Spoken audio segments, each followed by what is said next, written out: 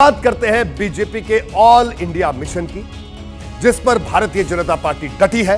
BJP जानती है कि चुनावी मैदान में अगर विरोधियों को पस्त करना है तो नैरेटिव की लड़ाई में बाजी मारनी होगी। और जहां तक नैरेटिव सेट करने की बात है तो इस मामले में बीजेपी अपने विरोधियों से 4 कदम आगे दिखाई पड़ रही है। अयोध्या में रामलला की प्राण प्रतिष्ठा के बाद मोदी सरकार ने एक और बड़ा दांव चल दिया है।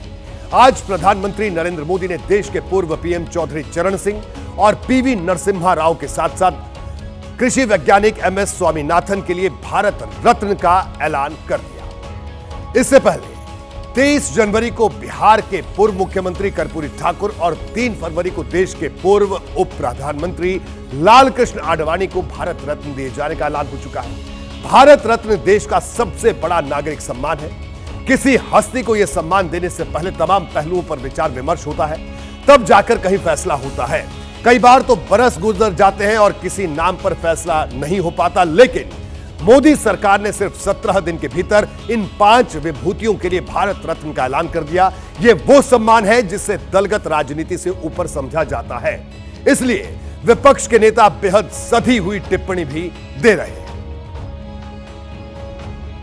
सब महापुरुष लोगों को अगर मिल रहा है चुनाव के समय में तो स्वागत योग्य कदम है। हमें खुशी है इस बात की कि एक किसान नेता को भारत रत्न मिला है और उनके साथ साथ और भी जो 2 लोगों को मिला है, नरसिम्हा राव जी को बधाई देता हूं। देखिए, लेकिन वक्त चुनावी है, इसलिए मोदी सरकार के फैसले को कटघरे में खड़ा करने की कोशिश भी हो रही है। जिन हस्तियों को भारत रत्न देने का ऐलान किया गया, कांग्रेस उन पर सवाल भले ना उठा रही, लेकिन टाइमिंग की बात करके बीजेपी को घेरने की कोशिश कर रही है और बीजेपी जवाब दे रही है। आपको दोनों ही बातें सुनवाता हूं, सुनिए। सर्वोच्च सम्मान के जो भी नाम है लोगों को एक बार तय होता है, एक साथ नाम आ जाता है। अब एक एक उसको किस्तों में घोषित करना, चुनाव के मद्देनजर मुझे लगता है कि ये सारे निर्णय लिए जा रहे हैं। कैसे चुनाव में फायदा लिया जाए उस पर ये सरकार पूरी तरीके से उस पर काम कर रही है। भारतीय संस्कृति का यही तो विशेष है कि हम सभी गुणियों का स्वागत करते, सत्कार करते, आदर करते। चुनाव को ध्यान में रखते हुए फैसला नहीं लिया। इसका चुनाव को कोई मतलब ही नहीं। देखिए, राजनीति में हर बात कहीं नहीं जाती। कई बार संकेत सामने आते हैं जिनमें बड़े संदेश छिपे होते हैं। उन्हें पढ़ने समझने का दावा करने वाले कह रहे हैं कि मोदी सरकार ने एक साथ कई समीकरण साधे हैं और सियासी समीकरणों पर जनता भी पैनी नजर रखती है। आपको कुछ लोगों के रिएक्शन दिखाते हैं, जरा देखिए। कि अगर भारत रत्न दे रहा था तो पहले दे सकते थे या बाद में भी इलेक्शन के बाद दे सकते थे। तो इसमें कहीं ना कहीं भी लुभाया जा रहा है भारत रत्न दे करके, ताकि वोट बैंक बने। जिन लोगों को भारत रत्न मिलना चाहिए उनको मिल रहा है, देर आयत दुरुस्त आयत मिल रहा है, ये बहुत अच्छी बात है। चुनावी माहौल है, अब चुनाव का वक्त नजदीक आ रहा है, ऐसे में कहीं न कहीं कैश किया जाएगा, इनकैश किया जाएगा। वोट साधने का कवायद है, वो केवल फूट पैदा करना चाहते हैं। इस वजह से ये बात बोलते हैं कि उनको नहीं मिला, चूंकि एक ही बार में तो सबको भारत रत्न दिया नहीं जा सकता है। भारत रत्न एक लॉलीपॉप है, सिर्फ समाज को डाइवर्ट करने के लिए दिया जा रहा है। जो वोट नहीं देगा उसको भारत रत्न दे दो, लोग हमारा हो जाएगा। देखिए, लोकतंत्र की यही खूबसूरती है, सबको अपनी बात कहने का हक है। लेकिन जहां तक चुनावी समीकरणों की बात है तो इनमें सबसे महत्वपूर्ण है उत्तर प्रदेश के जाट वोटों का समीकरण। कहा जा रहा है कि पूर्व प्रधानमंत्री चौधरी चरण सिंह को भारत रत्न देकर बीजेपी ने पश्चिमी यूपी के साथ साथ हरियाणा में भी क्लीन स्वीप की तैयारी कर ली है। ऐसा क्यों कहा जा रहा है, अब मैं ये आपको बताता हूं। किसानों और जाट समुदाय के लोगों के बीच चौधरी चरण सिंह की पहचान मसीहा जैसी रही है। पश्चिमी उत्तर प्रदेश, राजस्थान, हरियाणा और दिल्ली में 40 लोकसभा सीटों पर जाट वोटरों का दबदबा माना जाता है। चौधरी चरण सिंह को भारत रत्न दिए जाने से बीजेपी को इन सभी 40 सीटों पर फायदा मिल सकता है, यह भी माना जा रहा है।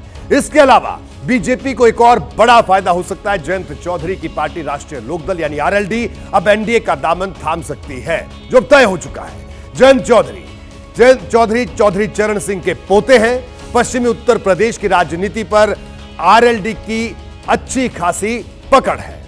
हम आपको पहले ही बता चुके थे कि समाजवादी पार्टी के साथ रिश्ते बिगड़ने के बाद से वो बीजेपी के संपर्क में थे।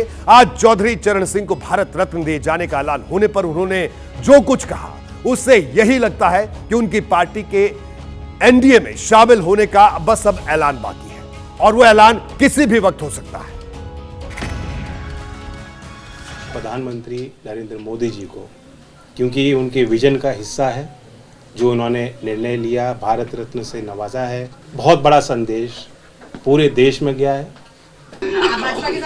देखिए कोई कसर रहती है, आज मैं किस मुंह से इनकार करूंगा आपके सवाल में। देखिए कोई कसर रहती है, आज मैं किस मुंह से इनकार करूंगा आपके सवाल में। देखिए आज कोई शर्त और सीट और चुनाव की बात करना आज के दिन के महत्व को छोटा करना होगा।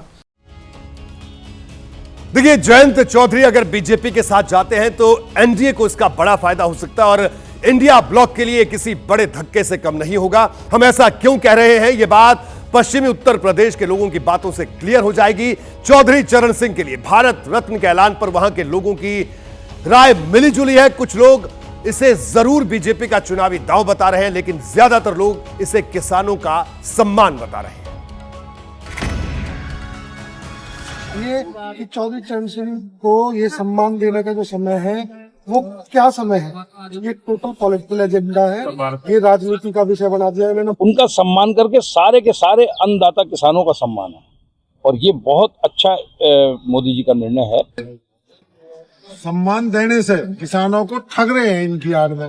जाट समाज के लिए, पूरे देश के लिए एक मोदी जी का संदेश है कि आप देश के लिए, सेवा के राष्ट्र के लिए समर्पित हुई है, हम आपके साथ हैं, आपको साथ लेके चलेंगे, आपको सम्मान दिया जाएगा भाजपा में। आपने भारत रत्न दिया, हम बहुत खुश हैं। सरकार इसमें ये भी दिखाए कि किसानों से जुड़े जो मुद्दे हैं उन्हें हल करे, तो हम सही में मानेंगे कि आपने उस विचारधारा का समर्थन किया। डिसीजन को देखते हुए मैं समझता हूँ पश्चिम उत्तर प्रदेश में एक अलग लहर आएगी भाजपा की ओर। तो लोग सबकी अपनी अपनी राय। प्रधानमंत्री नरेंद्र मोदी ने आज भारत रत्न के लिए जिन विभूतियों के नाम का ऐलान किया उसमें एक बड़ा मैसेज था। मैसेज ये कि बीजेपी के एजेंडे में जय किसान से लेकर जय विज्ञान तक शामिल है और सबसे बड़ी बात ये, इसके लिए उत्तर और दक्षिण में कोई फर्क नहीं है। पूर्व प्रधानमंत्री नरसिम्हा राव के लिए भारत रत्न का ऐलान हो वो इसी तौर पर देखा जा रहा है। कांग्रेस पार्टी का नेता होने के बावजूद भी आज नरेंद्र मोदी जी के सरकार ने बड़ा सम्मान श्री नरसिम्हा राव जी को दिया है। ये हम बहुत आभारी है उनका, और खासकर कांग्रेस पार्टी को एक मुंह तोड़ जवाब दिए, क्योंकि कांग्रेस पार्टी का नेता है नरसिम्हा राव जी। नरसिम्हा राव को भारत रत्न दिए जाने पर लोग पॉजिटिव रिएक्शन दे रहे हैं। लोगों की बातें बीजेपी का हौसला जरूर बढ़ा रही होंगी, क्योंकि दक्षिण में चुनाव जीतना उसके लिए हमेशा मुश्किल रहा है। यह बात हम आपको आंकड़ों में भी दिखाते हैं। देखिए दक्षिण भारत में लोकसभा की 132 सीट है। 2019 के लोकसभा चुनाव में बीजेपी को इनमें से सिर्फ 29 सीट पर जीत मिली थी।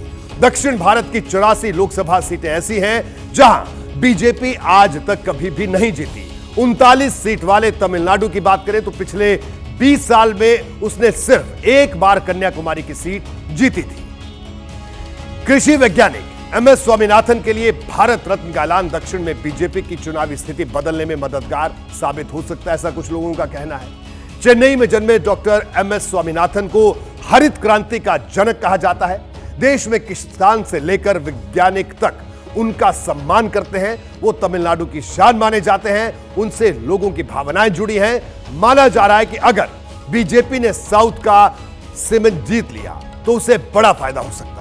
जैसे ही घड़ी का काटा दोपहर 2:30 पे आए, बबीता जी का दिल सास बहू साजिश के लिए मचल जाए। और ये है इनकी बहू, पूरे दिन ऑफिस की टेंशन हो जाए गॉन जब ये करें अपना फेवरेट शो फ्री टाइम पे ऑन। इनकी तरह आप भी देखिए अपना फेवरेट शो अपने टाइम पर और डाउनलोड कीजिए ABP लाइव ऐप अपने स्मार्ट टीवी पर।